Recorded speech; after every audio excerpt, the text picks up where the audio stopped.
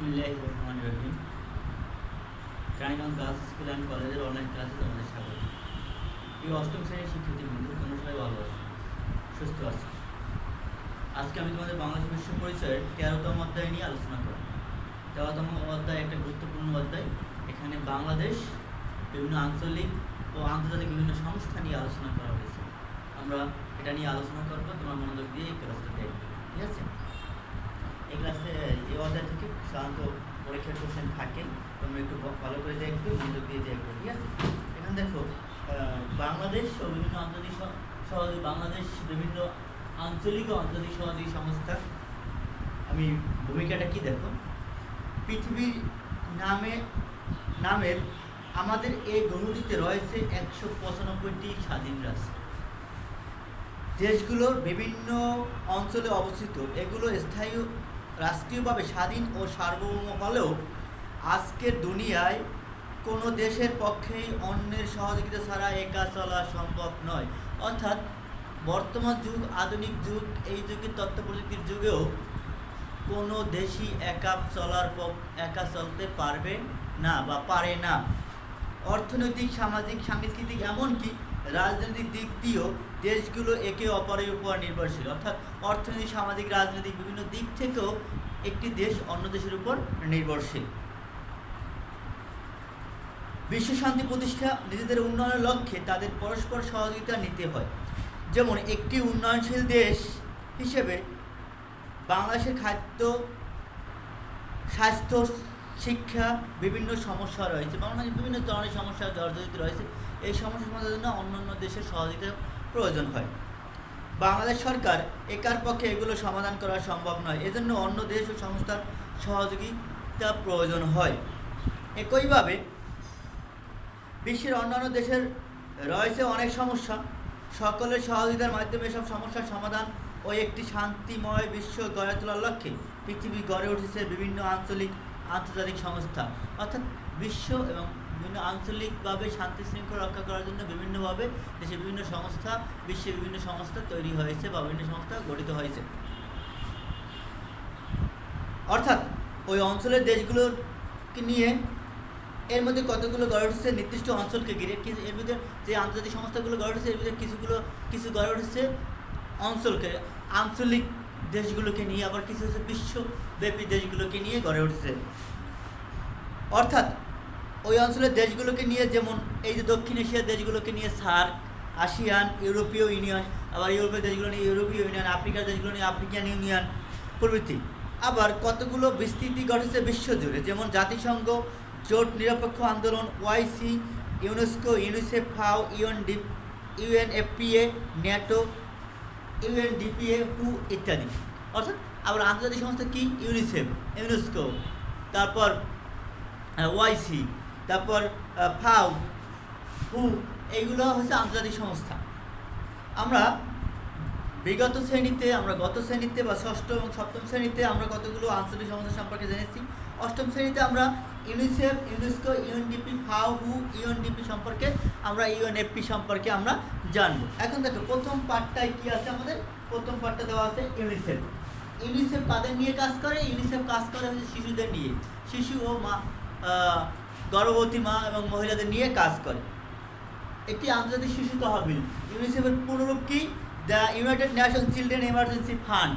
The United Nation Children Emergency Fund, এই UNICEF, United Nation Children Emergency fund.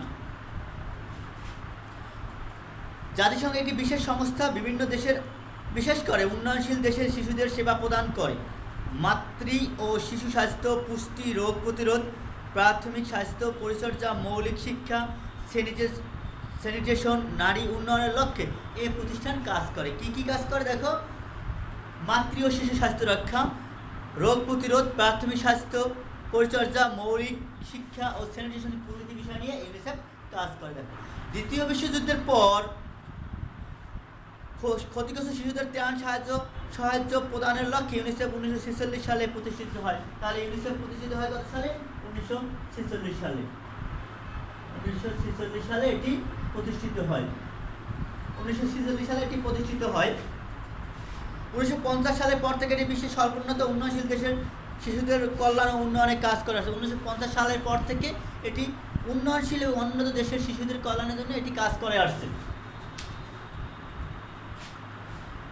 UNICEF এর সদর দপ্তর যুক্তরাষ্ট্রের নিউ ইয়র্কে অবস্থিত। তাহলে ইউনিসেফের সদর দপ্তর কোথায়? যুক্তরাষ্ট্রের নিউ ইয়র্কে অবস্থিত। আমরা এই সম্পর্কে জানতে পারবো যে ইউনিসেফের সদর দপ্তর যুক্তরাষ্ট্রের নিউ ইয়র্ক শহরে অবস্থিত। 1965 সালে ইউনিসেফের শান্তির জন্য নোবেল পুরস্কার পায়। তাহলে কত সালে শান্তির জন্য নোবেল পুরস্কার পায়? 1965 সালে। 1965 সালে শান্তির জন্য নোবেল পুরস্কার পায়। শান্তির জন্য নোবেল পুরস্কার পায়।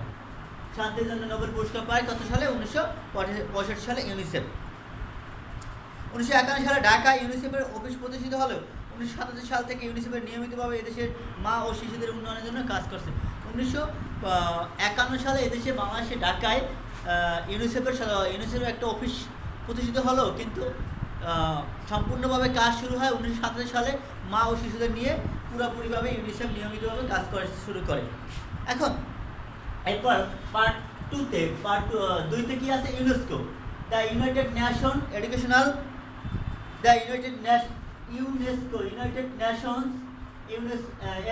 সায়েন্টিফিক কালচারাল অর্গানাইজেশন, অর্থাৎ ইউনেস্কো একটি সামাজিক সংস্থা যার প্রণাম the United Nations Educational Scientific and Cultural Organization. পুনরূপটা কি? The United Nations Educational Scientific and Cultural Organization. জাতিসংঘ শিক্ষা বিজ্ঞান ও সংস্কৃতি সংস্থা, বাংলায় জাতিসংঘ শিক্ষা বিজ্ঞান ও সংস্কৃতি সংস্থা। 1946 সালে এটি প্রতিষ্ঠিত হয়। জাতিসংঘ গঠিত হয় 1945 সালে 24 অক্টোবর, আর এই ইউনেস্কো গঠিত হয় 1946 সালে। ফ্রান্সের রাজধানী প্যারিসে এর সদর দপ্তর অবস্থিত। এগুলো অবশ্যই মনে রাখবে, ফ্রান্সের রাজধানী প্যারিসে এর সদর দপ্তর অবস্থিত। কোথায়? ইউনেস্কোর। আর ইউনিসেফের সদর দপ্তর কোথায়? ইউনিসেফের সদর দপ্তর নিউ ইয়র্কে। তাহলে আমি দুইটার সদর দপ্তর, ইউনিসেফের সদর দপ্তর হচ্ছে নিউ ইয়র্কে আর ইউনেস্কোর সদর দপ্তর ফ্রান্সের রাজধানী প্যারিসে। বর্তমানে 195টি রাষ্ট্র ইউনেস্কোর সদস্য। 195টি রাষ্ট্রের সদস্য, 195টি ইউনেস্কোর সদস্য। 1946 সালে এটি গঠিত হয় আর সদস্য রাষ্ট্র 195টি। এর প্রধান হলো শিক্ষা, বিজ্ঞান, সংস্কৃতি, যোগাযোগের ক্ষেত্রে বিভিন্ন জাতির মধ্যে সহযোগিতা সৃষ্টির মাধ্যমে বিশ্বের শান্তি ও নিরাপত্তা নিশ্চিত করা। পৃথিবীর সব মানুষের মধ্যে ন্যায় বিচার, আইনের শাসন ও মানবাধিকারের প্রতি শ্রদ্ধাবোধ জাগ্রত করার লক্ষ্যে ইউনেস্কো কাজ করে যাচ্ছে। অর্থাৎ এটা কী করছে? বিভিন্ন মানুষের মধ্যে ন্যায় বিচার, আইনের প্রতি সম্মান, আইনের শাসন, মানবাধিকারের প্রতি শ্রদ্ধাশীল, এই বিষয়গুলো নিয়ে এই সংস্থানে কাজ করছে। ইউনেস্কোর মূল কাজের ক্ষেত্রে 4টি: শিক্ষা, বিজ্ঞান, সংস্কৃতি ও যোগাযোগ। ইউনেস্কোর মূল কাজের ক্ষেত্রে কয়টি? 4টি: শিক্ষা, বিজ্ঞান, সংস্কৃতি ও যোগাযোগ। এই 4টি বিষয় নিয়ে মূল কাজ করে। বাংলাদেশ 1972 সালে 27 অক্টোবর ইউনেস্কোতে যোগ দেয়। তাহলে বাংলাদেশ কত সালে যোগ দেয়? 1972 সালে। এই ইউনেস্কোর সদস্য হয় কত সালে? 1972 সালে। 1973 সালে সরকার বাংলাদেশে ইউনেস্কো কমিশন গঠন করে। এই কমিশন বাংলাদেশের ইউনেস্কো কর্মসূচি বাস্তবায়নে সহায়তা করে। 1973 সালে বাংলাদেশ সরকার ইউনেস্কো কমিশন গঠন করে। ইউনেস্কো বাংলাদেশ থেকে নিরক্ষরতা দূরীকরণ, বিশেষ করে বয়স্কদের শিক্ষা, বিজ্ঞান শিক্ষা, উন্নয়ন, যোগাযোগ ব্যবস্থা উন্নতি ও সংস্কৃতির ঐতিহ্য রক্ষার জন্য বিভিন্নভাবে কাজ করছে। এবার দেখো, ইউনেস্কোর উদ্যোগে আমাদের ভাষা শহীদ দিবস 21শে ফেব্রুয়ারি আন্তর্জাতিক মাতৃভাষা দিবস হিসেবে সারা বিশ্বে স্বীকৃতি লাভ করে। তাহলে একটা গুরুত্বপূর্ণ কোশ্চেন যে কার উদ্যোগে বা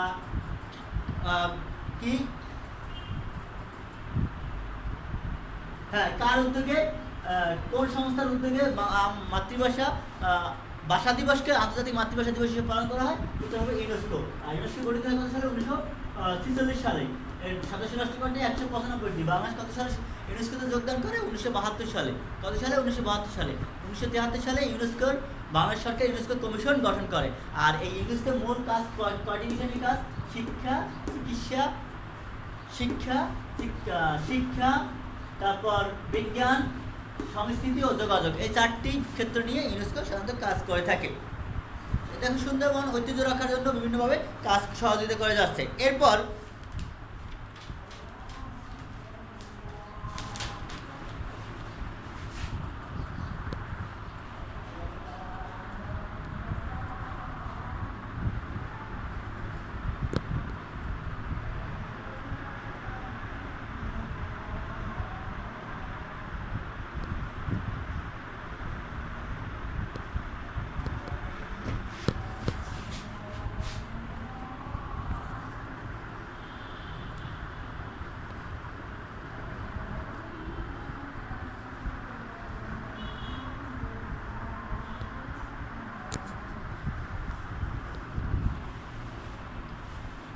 এরপর পার্ট 3 আজকে ইউএনডিপি। ইউএনডিপি হচ্ছে কি, the United Nation Development Programme, অর্থাৎ জাতিসংঘ বিশ্বব্যাপী উন্নয়ন কর্মকাণ্ড বাস্তবায়নে তাদের কী করে থাকে এই ইউএনডিপি।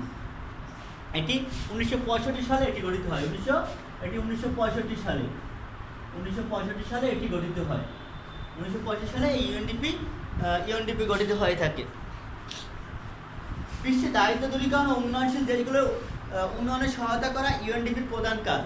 এই সংস্থাটি প্রধানত 6টি ক্ষেত্র নিয়ে কাজ করে: গণতান্ত্রিক শাসন প্রতিষ্ঠা, দারিদ্রতা দূরীকরণ, সংকট মোকাবেলা, পরিবেশ ও এনার্জি সংরক্ষণ, তথ্য যোগাযোগ প্রযুক্তি, HIV/AIDS নিয়ে এই সংস্থাটি কাজ করে। ইউএনডিপি 6টি প্রধান বিষয় নিয়ে কাজ করে। কি কি? 1. শাসন, গণতান্ত্রিক শাসন প্রতিষ্ঠা, দারিদ্রতা দূরীকরণ, সংকট মোকাবেলা, পরিবেশ ও এনার্জি সংরক্ষণ, তথ্য যোগাযোগ প্রযুক্তি, HIV/AIDS নিয়ে এই সংস্থাটি কাজ করে থাকে। 1972 সালে বাংলাদেশ উন্নয়ন ইউএনডিপি সহায়তা করে আসে। 1972 সালে বাংলাদেশ ইউএনডিপি সহায়তা করে আসছে। ইউএনডিপি বাংলাদেশের দারিদ্র্য দূরীকরণ, গ্রাম অঞ্চলে আর্থসামাজিক উন্নয়ন, নারী উন্নয়ন, সুশাসন ও গণতন্ত্র প্রতিষ্ঠা, পরিবেশের উন্নয়ন বিভিন্ন ইত্যাদির ক্ষেত্রে সাহায্য সহযোগিতা করে আসছে। এরপর দেখো বিশ্ব খাদ্য সংস্থা। বিশ্ব খাদ্য সংস্থা কি? ফাও। এটি সংক্ষেপে বলা হয় FAO, ফাও, ফুড অ্যান্ড এগ্রিকালচার অর্গানাইজেশন। 1945 সালে এটি গঠিত হয়। কত সালে? 1945 সালে। 1945 সালে এই ফুড অ্যান্ড এগ্রিকালচার অর্গানাইজেশন গঠিত হয়। বর্তমানে এর সদস্য রাষ্ট্র 194টি। বর্তমানে সদস্য রাষ্ট্র কয়টি? 194টি। এর সদর দপ্তর ইতালির রাজধানী রোমে। সংস্থাটি সারা বিশ্বে ক্ষুধার বিরুদ্ধে কাজ করে। ক্ষুধা অপুষ্টি দূরীকরণের মাধ্যমে বিশ্বে খাদ্য নিরাপত্তা ব্যবস্থা গড়ে তোলা, কৃষি উৎপাদন বৃদ্ধি এবং জনগণের জীবন মান উন্নয়নের হচ্ছে এই ফাওয়ের প্রধান লক্ষ্য। কি লক্ষ্য? এখানে দেখো, ক্ষুধা ও অপুষ্টি দূরীকরণের মাধ্যমে বিশ্ব খাদ্য সংস্থা নিরাপত্তা ব্যবস্থা গড়ে তোলা, কৃষি উৎপাদন বৃদ্ধি ও জনগণের জীবনমান উন্নয়ন হচ্ছে এই ফাওয়ের প্রধান লক্ষ্য। বাংলাদেশ ফাওয়ের একটি সদস্য রাষ্ট্র। বাংলাদেশ একটা ফাওয়ের সদস্য রাষ্ট্র। ঢাকায় এর শাখা অফিস আছে। রয়েছে। বাংলাদেশ খাদ্য ও কৃষি উন্নয়নে ফাও গুরুত্বপূর্ণ অবদান রাখছে। বাংলাদেশ খাদ্য পুরোপুরি সম্পূর্ণ নয়। বাংলাদেশ একটি উন্নয়নশীল দেশ। দেশে খাদ্য পুরোপুরি সম্পূর্ণ নয়। উপরোক্ত প্রাকৃতিক দুর্যোগের কারণে প্রায় আমাদের দেশে খাদ্য সংকট দেখা দেয়। এই সমস্যা মোকাবেলায় একটি খাদ্য নিরাপত্তা সংস্থা গড়ে তুলতে ফাও সরকারকে প্রয়োজনীয় পরামর্শ দিয়ে থাকেন। আচ্ছা, এই সংকট মোকাবেলার জন্য ফাওয়ের সংস্থা বিভিন্নভাবে বাংলাদেশ সরকারকে বিভিন্ন সহযোগিতা করে আসছে। এছাড়াও ফাও খাদ্যদ্রব্য সরবরাহ সহায়তা ও কৃষি উন্নয়নের পরামর্শ দিয়ে থাকে। জরুরি পরিস্থিতি মোকাবেলার সহায়তা করে থাকে। জ্বর ও অন্যান্য প্রাকৃতিক দুর্যোগে ক্ষতিগ্রস্ত ক্ষুদে প্রান্তিক চাষিদের প্রযুক্তিগত সহায়তা।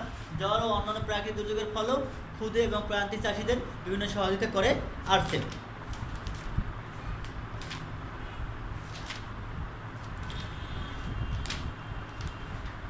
এরপর দেখো 5 নম্বর বিশ্ব স্বাস্থ্য সংস্থা। বিশ্ব স্বাস্থ্য সংস্থার কাজ কি? বিশ্ব স্বাস্থ্য সংস্থা WHO হইছে ওয়ার্ল্ড হেলথ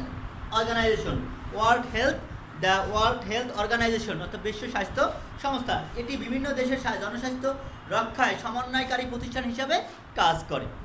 1948 সালে 7ই এপ্রিল এটি গঠিত হয়।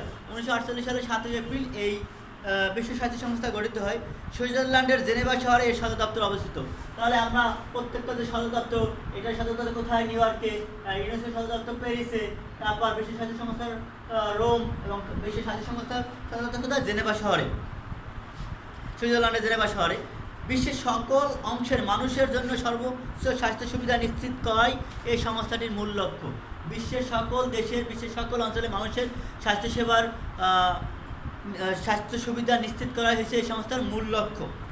বাংলাদেশ জনস্বাস্থ্য উন্নয়নে বিশ্ব স্বাস্থ্য সংস্থা গুরুত্বপূর্ণ ভূমিকা পালন করছে। বাংলাদেশের জনস্বাস্থ্য উন্নয়নের জন্য বিশ্ব স্বাস্থ্য সংস্থা গুরুত্বপূর্ণ ভূমিকা পালন করে যাচ্ছে। দেশ থেকে সংক্রামক ব্যাধি দূর করতে সাহায্য করছে। দেশ থেকে সংক্রামক ব্যাধি দূর করতে সাহায্য করছে। বর্তমান যে পরিস্থিতি, এই পরিস্থিতি দেখো করোনা ভাইরাস সারা পৃথিবীকে গ্রাস করেছে। এই পরিস্থিতিকেও বিশ্ব স্বাস্থ্য সংস্থা বিভিন্নভাবে সহযোগিতা করে যাচ্ছে, বিভিন্নভাবে সাহায্য পরামর্শ দিয়ে যাচ্ছে। শিশুদের 6টি ঘাতক রোগ হাম, ডিপথেরিয়া, টিটেনাস, যক্ষ্মা, পোলিও, হুপিং কাশি প্রভৃতি প্রতিরোধের সংস্থাটি অবদান রাখছে। কী কী 6টি শিশুদের মারাত্মক রোগ, ঘাতক রোগ হাম, ডিপথেরিয়া, হুপিং কাশি, পোলিও, তারপর ধনুষ্টঙ্কার, যক্ষ্মা ইত্যাদি, এগুলো প্রতিরোধের সংস্থাটি অবদান রাখছে। এছাড়াও দেশ থেকে ম্যালেরিয়া দূরীকরণ, বিশুদ্ধ পানি ব্যবস্থা, পয় নিষ্কাশন ব্যবস্থা উন্নতি, মাতৃ শিশু মৃত্যুর হার কমানোর জন্য এই সংস্থাটি কাজ করে যাচ্ছে। কী কী কাজ দেখো, এছাড়াও ম্যালেরিয়া দূরীকরণ, বিভিন্ন ধরনের মারাত্মক রোগ দূরীকরণের জন্য এবং পয় নিষ্কাশন ব্যবস্থা, উন্নত মাতৃ শিশু মৃত্যুর হার হ্রাস কমানোর জন্য এই সংস্থাটি কাজ করে যাচ্ছে। কলেরা ও ডায়রিয়া নিয়ন্ত্রণে বিশ্ব স্বাস্থ্য সংস্থার অবদান উল্লেখযোগ্য। কলেরা এবং ডায়রিয়া নিয়ন্ত্রণের জন্য বিশ্ব স্বাস্থ্য সংস্থা বিভিন্নভাবে গুরুত্বপূর্ণ অবদান রাখছে। এরপর দেখো UNFP, United Nations, the United Nations Population Fund, এটি 1969 সালে প্রতিষ্ঠিত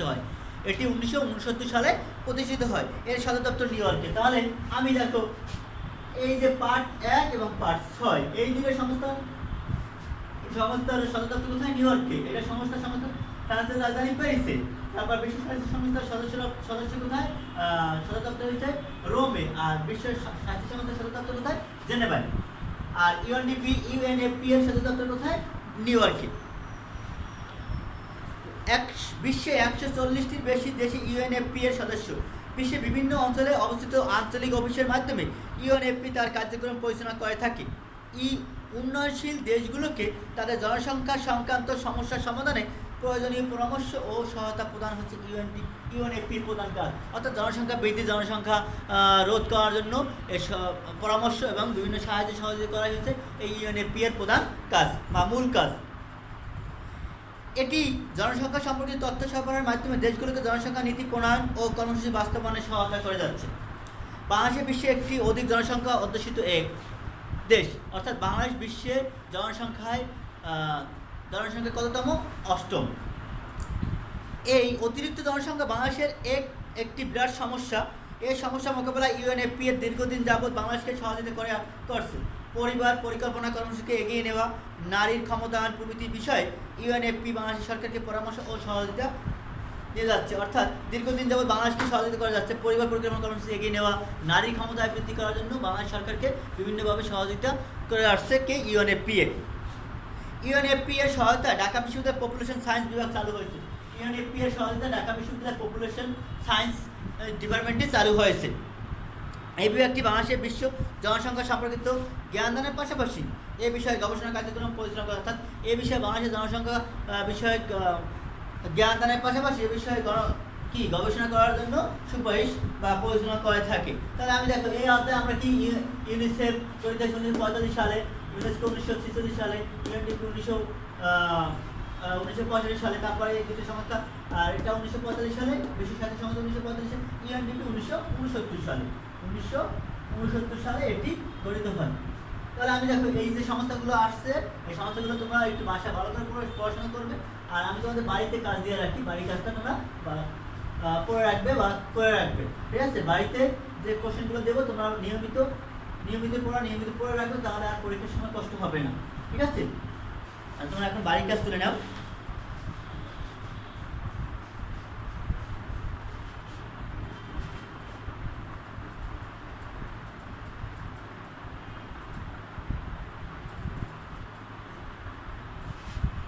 নাম্বার 1,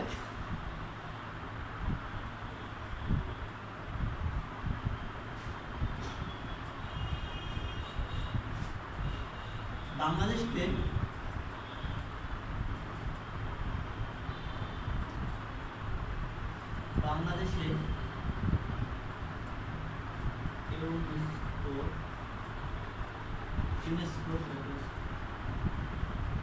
ইউনেস্কোর উন্নয়নমূলক কার্যক্রম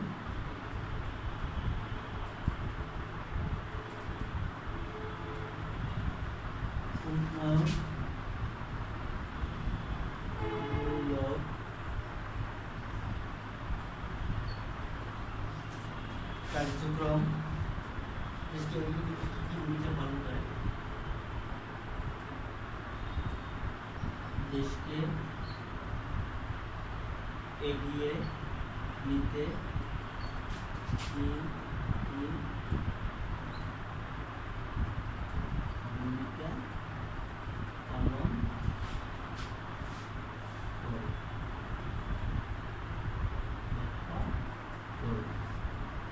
নাম্বার 2,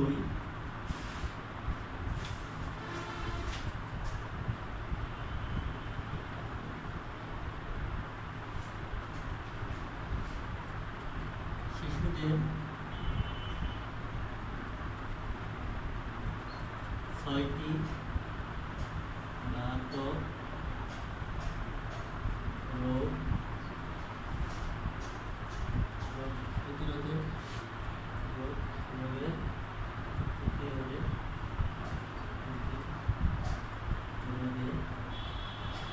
বিশ্ব স্বাস্থ্য সংস্থা এর ভূমিকা আলোচনা করে।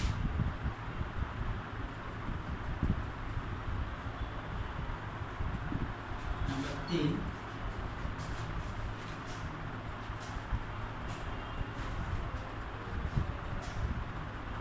ইউনিসেফ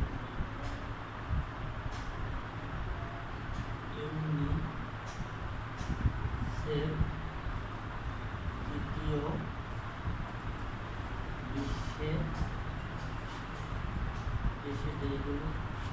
বিশ্বে কি কি নিয়ে কাজ করে, বিশ্বের দেশগুলো তৃতীয় বিশ্বে কি নিয়ে কাজ করে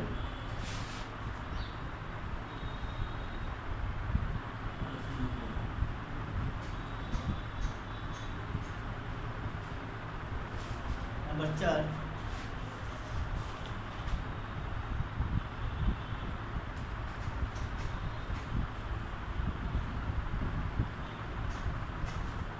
বাংলাদেশের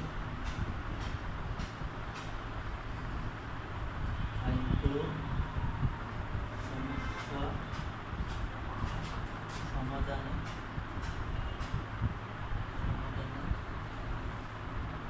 হাউ এর ভূমিকা মূল্যায়ন করে।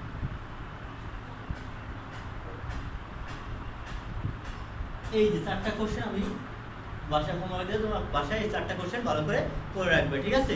আর তোমরা সবাই ভালো থাকো, সুস্থ থাকো, আর নিয়মিত পড়া, নিয়মিত রেডি করে রাখবে, ঠিক আছে? ঠিক আছে, আল্লাহ হাফেজ, ভালো থাকো।